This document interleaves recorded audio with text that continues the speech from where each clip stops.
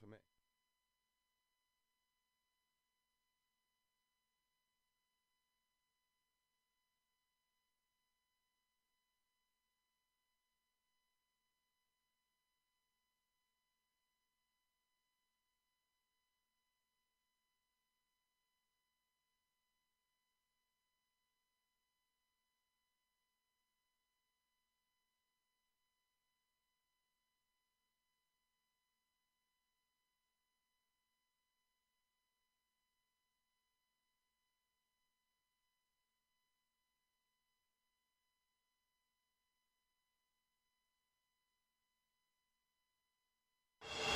Across the South Coast, live from Solent University, you're listening to Solent Sports News.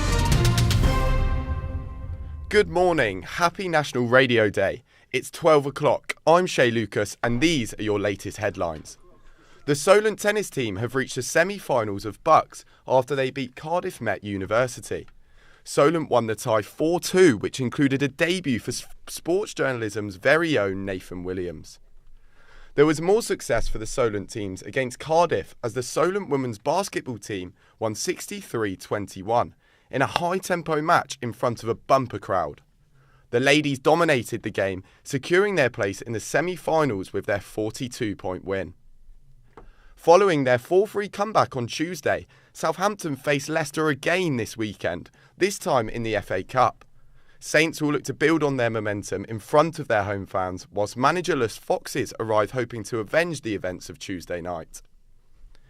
Igor Thiago has just signed a new contract at Brentford until the summer of 2031, with a club option of a further year.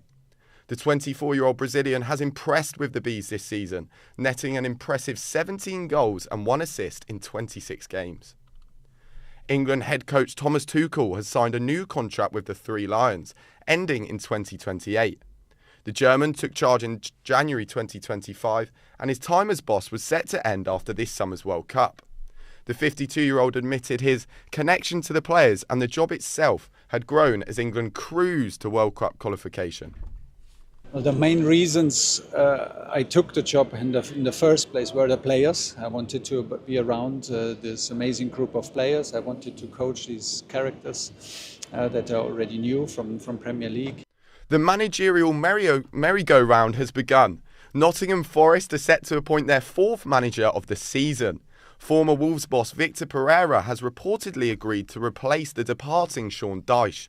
Roberto De Zerbi is firm favourite to take over at Tottenham, whilst Crystal Palace and Manchester United could both be without a manager come the end of the season. England travel north of the border to face fierce rivals Scotland at Murrayfield as the Six Nations returns this weekend. The Scots look to get their campaign up and running after their opening round loss away against Italy and make it 5 wins from 6 against the Roses. The other games this weekend are Ireland taking on Italy in Dublin and Wales hosting tournament favourites France in Cardiff.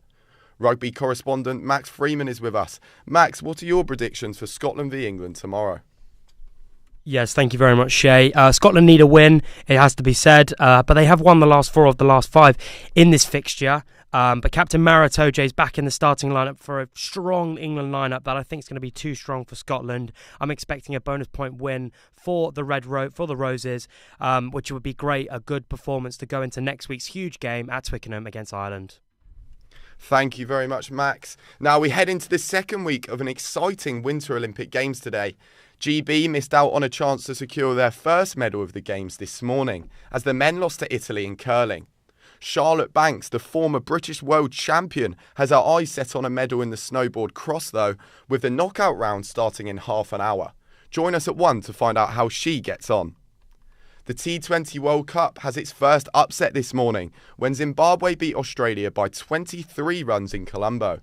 An unbeaten 64 by Zimbabwe's Brian Bennett in the first innings set Australia a target of 170, before a second innings rout of 4 for 17 by Blessing Muzarabi completed victory for the African nation.